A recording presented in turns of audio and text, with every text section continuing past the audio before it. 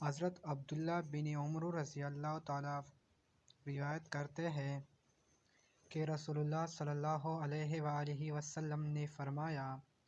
روزہ اور قرآن دونوں قیامت کے روز بندے کی سفارش کرے گی، یعنی اس بندے کی حق جو دن میں روزہ رکھے گا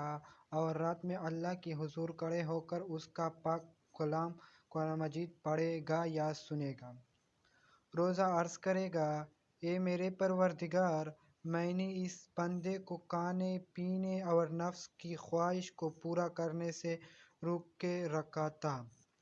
آج میری سفارش اس کے حق میں قبول فرما۔ اور قرآن کہے گا، میں نے اس کو رات کو سونے اور آرام کرنے سے روکا رکھا تھا، خداوند آج اس کے حق میں میری سفارش قبول فرما۔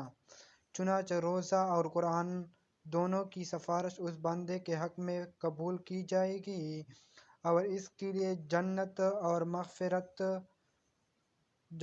مغفرت کا فیصلہ دیا